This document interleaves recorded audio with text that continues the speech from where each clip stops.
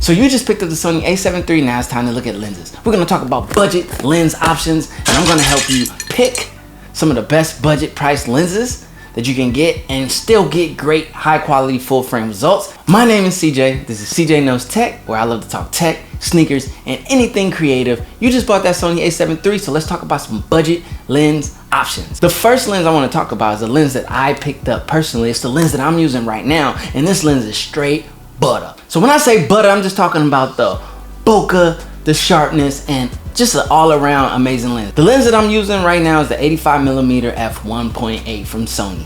Now this is an A1 lens. This is perfect for doing portraits, and as you see, most of my lenses, my #1 use is video, and I love this lens. The compression I'm getting on the background and the separation I'm getting, the sharpness at that f1.8 aperture. I love fast lenses. This lens is A1. If you're even thinking about getting it, or like don't even think anymore, link in the description. Go, go, go, go, go. I highly recommend this lens. It comes in at $598.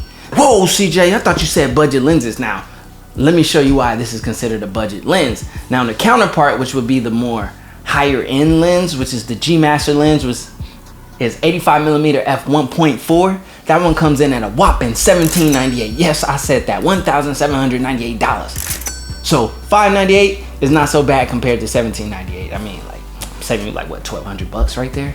Budget.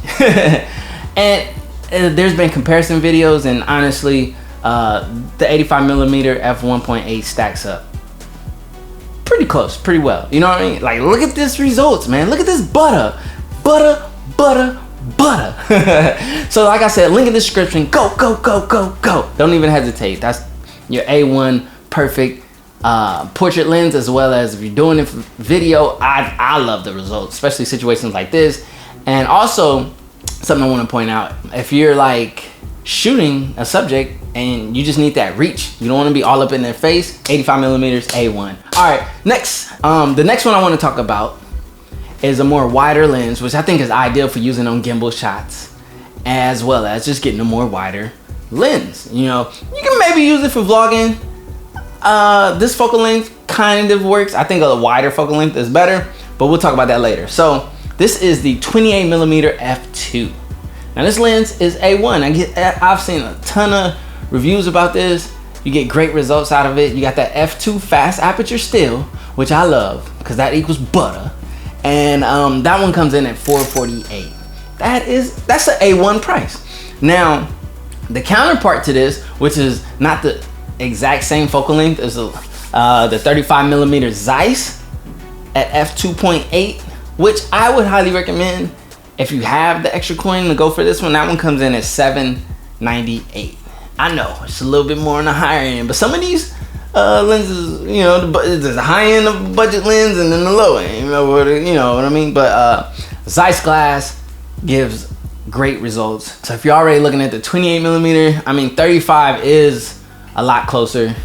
I mean, it's what, 7mm closer, but Zeiss glass is like, you know, it's Zeiss glass. But I think the results you get out of the 28mm f2 are well worth it. Really good, especially if you're doing gimbal shots. I got the Crane 2, so flying the A7 III on the Crane 2, I think the 28mm f2 would be the ideal lens for doing that. Need help making up your mind? Get the 28mm f2, link in the description. Go, go, go, go, go. And same thing with the Zeiss. If you got a little extra coin and you're thinking about doing that 35mm range, which a lot of people love that focal length, I think the Zeiss glass is A1.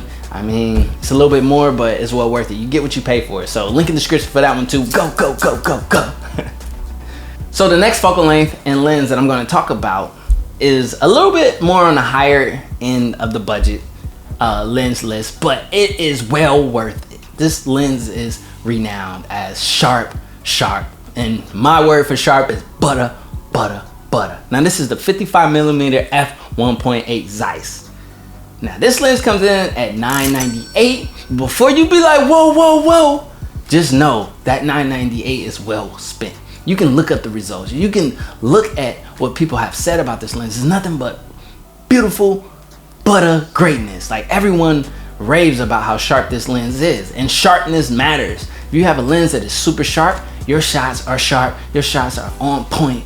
So there's nothing to even question. Like, what are you even still sitting here waiting for? Link in the description. Go, go, go, go, go. Highly, highly recommend that lens. That's the lens that should be in everyone's bag if you're doing like portraits and even for video. Like, you get some beautiful cinematic shots with this lens. I mean, this is just renowned. I mean, this is A1. Now, you're gonna be like, but wait, CJ. There's the nifty 50 that Sony makes, the 50mm f1.8 at $248. Why not that one? Because if you know, like, and you've done your homework like I have, that lens has issues, especially with autofocusing. It hunts a lot. It's just, look at it, it's $248. You're getting what you pay for. Yeah, if you have to, if your budget only allows that much, go for it. You know what I mean? I mean, it makes sense for your budget, and you'll eventually grow out of that lens without a doubt. But if you have to start there, then go ahead and start there. Link in the description. Go, go. But I would honestly steer you more towards the Zeiss, the 55mm f1.8. Now, yeah, there's the Roca 9, which comes in at $6.99 at retail, sometimes on sale for $4.99. But I'm not sold on Roca 9 glass yet. The only glass outside of Sony that I'm really sold on right now is Sigma. So yeah, I highly recommend the 55mm f1.8 Zeiss. It's nothing but sharp butter, and that's exactly what you need. So link in the description. Go, go, go. Now the next lens I'm going to talk about is, if you were smart, which I wasn't in this decision, and you bought the kit lens along with the body. Now this is a good starter lens. This is a 28mm to 70mm. It's like a f3.5 to f5.6. The more you zoom in, the aperture goes, so it's not really going to give you that butter, but I mean, you're getting a wider range of focal length, and you're getting it for only $200 more if you buy it as the kit lens, which makes sense. So in that package, that link is going to be down below. Go, go, go, go, go. Because the A7 III is a go, like, period. Don't even think about it. But if you were to buy this lens outside of the kit, which is why I say it's smart if you get it in the kit, it's $398. So why pay $398 when you can just pay $199? You know what I mean? It makes the most sense. So, or $200, whatever. Just pay the $200 and get it in the kit lens if this is something you are considering. I mean, it's giving you 28mm to 70. The only thing I don't like about it is the focal length, but I've seen results of people using this lens and it looks good. So yeah, link in the description. Go for that one. Another lens that I want to talk about, these lenses I want to bring up, is getting a more wide shot, which I think is more ideal for like a vlogging situation, as well as if you're shooting landscapes and things like that. Or if you just want to shoot, even if you're shooting a group of people, you're gonna need a wide reach, or else you gotta go walk all the way back there and you may not be able to communicate and so forth. So if you can have a wide angle focal length, you don't have to run all the way back there. You can be close, you can direct the people as needed. You get a lot of people in the shot, get the whole fam, not cutting off Uncle Joe and Uncle Sam or whoever, and it works that way. But I look at wide angle lenses, and the idea for what I want to do is add some vlogging elements to my shots, and I think this lens is going to probably be ideal. This is the Zeiss 16-35 f4 OSS. Now OSS stands for optical steady shot, which means it is stabilized, and that's A1. But if you got a beautiful A1 camera like the Sony A7III or A7R2 and A7R3 or A7S3, which is yet to be announced, we're waiting on that one. Let's see what Sony gonna do with that. But these camera bodies have in-body image stabilization, which is a plus. Same thing if you're using the Sony A6500, has in-body image stabilization, which is a plus. And but if the lens has it, that's even more of a plus. So this has optical steady shot. You got that 16mm reach all the way up to 35mm, so you're not just stuck in one prime length. This is a zoom lens.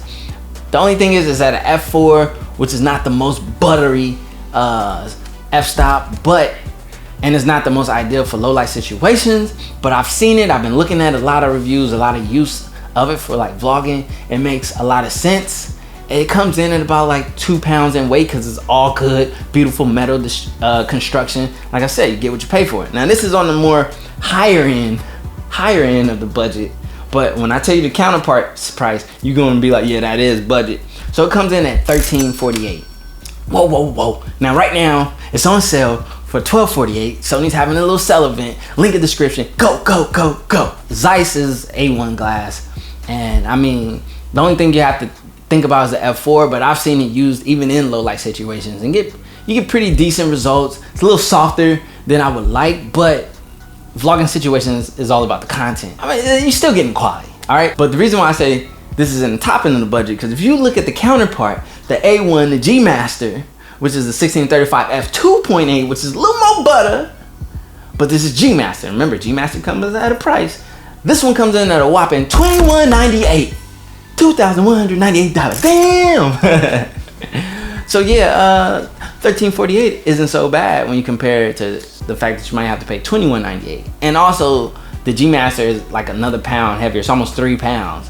And you already got the Zeiss one, which is at 2 pounds. And if you're using it in a vlogging situation, you know what I mean? But that's why I said, watch out for those vloggers, man, because they got, like, I've tried it, man. Holding that Gorilla Pod and the camera, that's a lot of weight, man. Whatever vlogging arm they're using, and they're probably switching off to both, man. These vloggers are strong. So don't run up on them, man. I'm telling you, my advice. Now, there is another option, which is a G lens.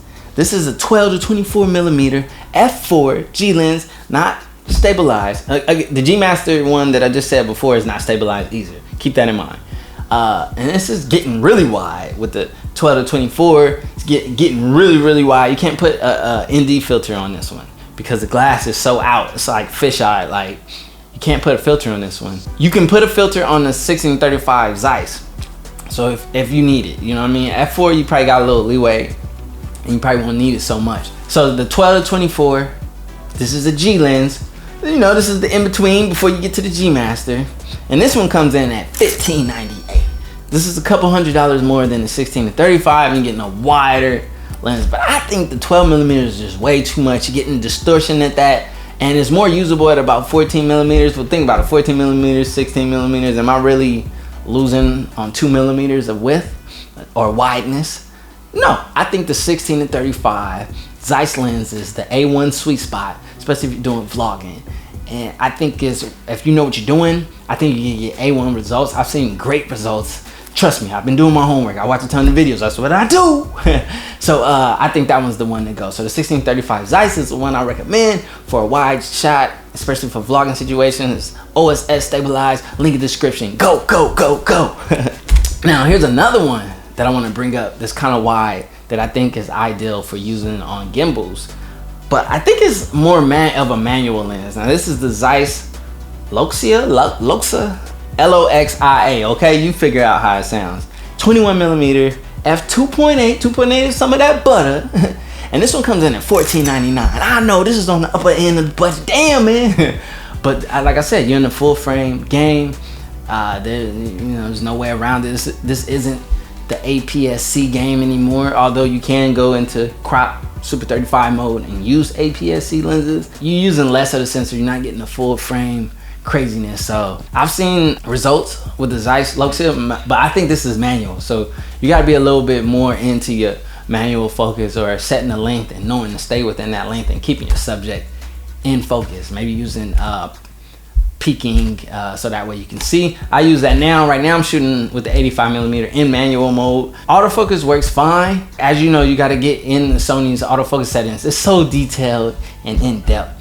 So I like to just do manual, set it to a certain length. I do this in any of these sitting situations because I know as long as I stay right here, I'm in focus. And the same thing if you were to use a manual lens on like a gimbal or so forth, you will have a certain length that you need to be within to keep that focus. But I use peaking so I can see, get the little red outline around the eyes and so forth, and I know I'm in perfect focus, so there's no worry there. These are the budget lenses that I highly recommend. I have done a lot of research.